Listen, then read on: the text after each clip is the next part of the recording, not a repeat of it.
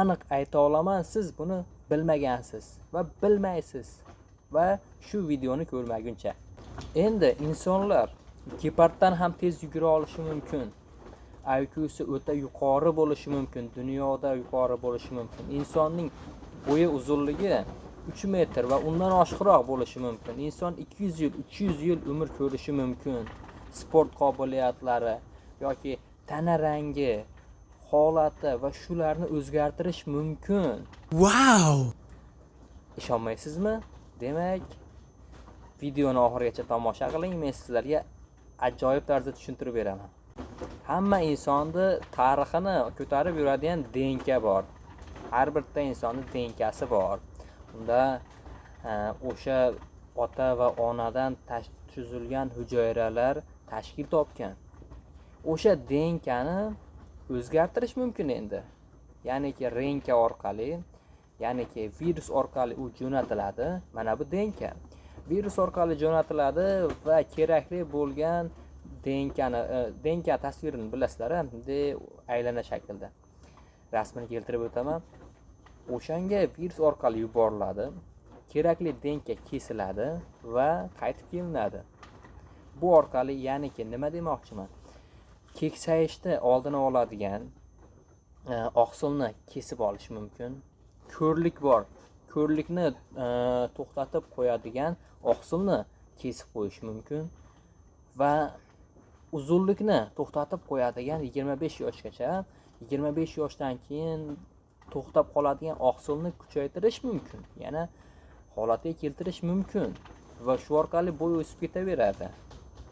Shu tizim orqali, ya'niki CRISPR tizimi orqali. Men aytayotgan narsalarning yarmi bo'lib bo'lgan, yarmi esa bo'lish arafasida. Nima uchun bu amaliyotda uncha tatbiq etilmaydi? To'g'ri, men tarix fani o'qituvchisiman, bo'lganman, lekin biologiyaga qiziqishimga birgina kitob sabab bo'ldi. Mana bu kitob, Kod buzar kitobi. Hozirgi aytayotganlarim ham mana shu kitobdan keltirilgan. Unda aytayaptiki, endi insonlarni biz o'zgartira olamiz deyapti. To'g'ri, bunda Xudoning o'rniga ba'zi bir ishlar qilinyapti deb o'ylaydi, lekin bunga biz boshqacha qaraymiz deydi. Xudo bizga bergan aqlni endi to'g'ri yo'lda foydalanamiz deydi. Va lekin bu kitobda shunday deyiladiki, bu uzun qilish, IQni rivojlantirish bu salbiy oqibatlarga, ijtimoiy tengsizlikka olib keladi degan fikr ilgari suriladi. Lekin bunday olib qaraganda bu sekin astalik bilan yo'qolib boryapti. Chunki hozir ijtimoiy tengsizlik qilmaymiz degan bilan baribir bu mavjud. Ya'niki puli borlar, CRISPRga amalga oshiradiganlar, aqlli bolalar, aqlli avlodlar yarata oladi, kambag'allar yarata olmaydimi degan savol o'rtaga qo'yilgan. Undan keyin olimlar shu darajaga yetdiki va shu xulosaga keldiki, ma'lum me'yorlar, cheklovlar qo'yildi Amerika tomonidan. Jennifer Doudna va boshqa insonlar kabi shu tizimga cheklovlar qo'yildi.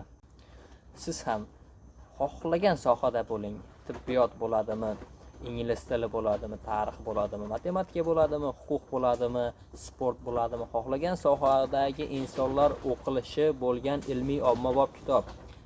Bu kitobni qo'limga tushib qolishi ham tasodifiy bo'lgan. O'zimizda tumandagi bir kutubxonaga borganimda ishlash uchun ko'proq, uzoqroq bo'lgan kitobni olmoqchi bo'lib bordim va mana bu kitobni tavsiya qilishdi. Kutubxona egasi, ya'ni kitob do'koni egasi. Undan keyin boshida qiziqmadim, lekin ichiga kirganimdan keyin qiziqib ketdim. Tibbiyot olamiga, tibbiyotga, biologiyaga bo'lgan mening dunyoqarashim butkul o'zgardi va o'shanga qiziqib qoldim. Nima uchun maktabda yoki boshqa davrlarda bunga qiziqmaganligim, biologiya sohasiga qiziqmaganligim meni afsuslantirdi. Biologiya juda qiziq fan ekan. Sizlarga ham tavsiya qilaman mana shu kitobni o'qib chiqishni. Men ayta olmagan ma'lumotlar 700 betlik kitobda jamiljon bo'lgan va ilmiy hammasi isbotlangan kerakli zo'r kitoblar. Ma'lumotlar qiziq bo'lsa, videoga like bosishni va kanalga obuna bo'lib qo'yishni unutmang. Ko'rishguncha sog' bo'ling. Paka-paka.